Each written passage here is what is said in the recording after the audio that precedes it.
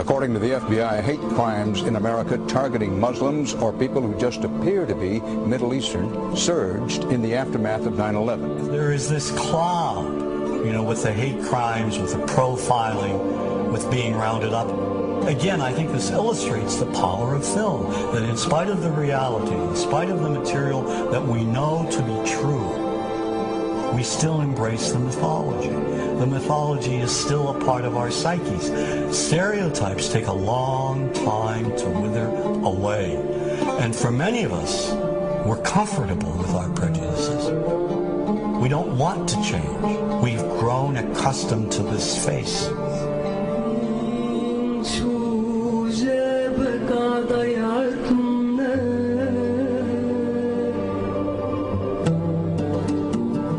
When we think of Arabs, what do we see?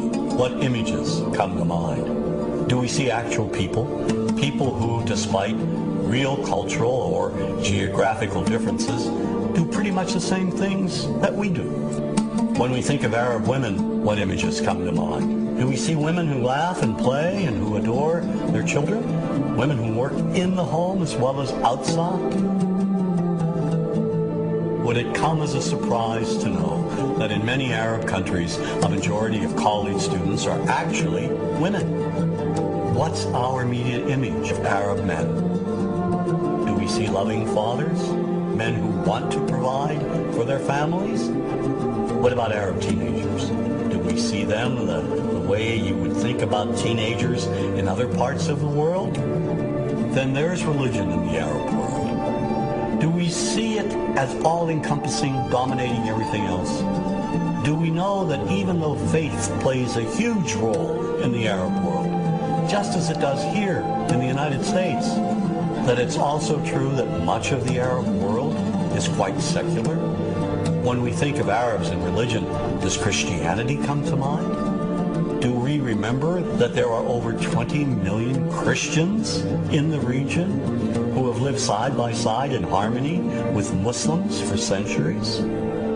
To their credit, some filmmakers have shown Arabs and American Arabs in all their complexities. An excellent way to shatter a stereotype is through laughter, through comedy. So we have comedians. Comedians have done this historically. Black comedians, Jewish comedians. So we see Arab comedians doing this, and this is one way to release the tension. My name's on a credit card, true story. Guy behind the counter picked up my credit card, sees the Olive card, looks at me all weird. He's like, hey, buddy, what kind of name is, that?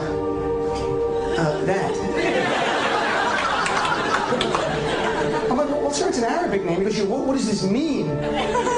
So I'm like, well, translate it to English? It means peaceful, friendly Arab? But he's not happy because, yeah, what Arab country is your family from? Country the most peaceful, popular one that he would like. So I'm like, we're from the same Arab country that Aladdin is from. To his credit, Michael Moore in Fahrenheit 9/11 in the DVD includes a scene with this comedy coming out. My name really is Ahmed, and I can't fly anywhere. All you white people have it easy. You guys get to the airport like an hour, 2 hours before your flight. It takes me a month and a half.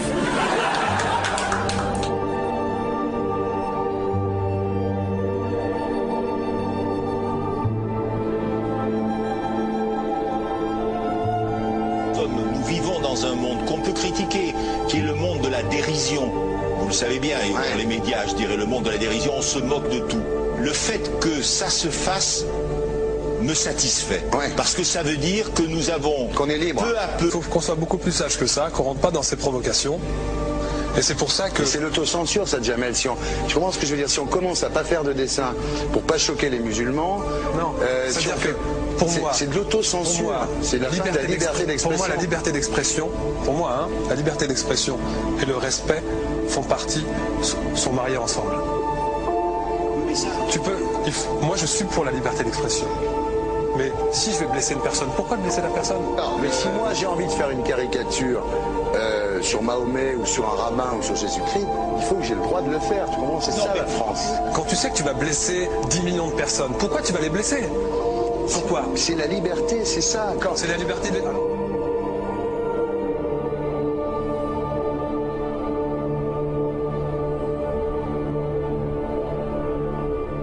Non, mais vous pensez pas que c'était à vous de vous excuser, non? En disant le sketch n'était pas très drôle, je suis désolé si j'ai blessé des gens, voilà, excusez-moi, voilà, c'est une connerie, c'est mon travail. Mais vous referiez pas le même sketch quand même? Mais le spectacle que je fais reprend en grande partie les lignes de ce sketch. Mais il y a un truc que je comprends pas sur cette affaire, c'est qu'à aucun moment vous avez senti le besoin de vous excuser et que vous en avez rajouté. C'est tellement surprenant, c'est tellement inadmissible que j'en suis choqué. Voilà. Dans un pays où on peut parler, on peut s'exprimer. Et là, pourquoi tout d'un coup, sur un sujet, on ne pourrait pas s'exprimer? Vous savez bien pourquoi on ne peut pas s'exprimer. Pourquoi? Parce que dans ce pays, on a envoyé pendant la guerre des juifs dans des chambres à gaz et que ça crée un petit problème quand même. Vous voyez ce que je veux dire? Dans ce pays, on a envoyé pendant 400 ans des centaines de millions de Noirs et 400 ans d'esclavage. Et pourtant, ça n'a pas empêché Michel Leb de faire un sketch qui m'a fait marrer. Où il faisait un Noir, et à la fin, il faisait un singe, et en parlant des narines, en parlant des lunettes. En tout cas, lui, il n'a pas été interdit d'exercer son travail. Il a même eu la Légion d'honneur. Quelqu'un qui a toute sa famille qui a été exterminée dans un camp de concentration et qui voit quelqu'un à la télé qui dit Israël.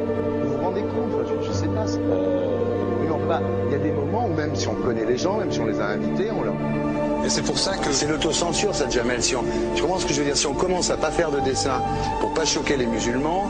Non, c'est-à-dire que pour moi... C'est de l'autocensure. C'est la liberté d'expression. Pour moi, la liberté... Et là, pourquoi tout d'un coup, sur un sujet, on ne pourrait pas s'exprimer sur ce sujet? Vous savez bien pourquoi on ne peut pas s'exprimer. Pourquoi? Parce que dans ce pays, on a envoyé pendant la guerre des juifs dans des chambres à gaz et que... Deux poids, deux mesures. La liberté pour tout le monde. C'est-à-dire la liberté pour tout le monde. Il y a une personne comme Dieudonné qui a fait un rabbin, enfin qui a fait un colon juif, etc.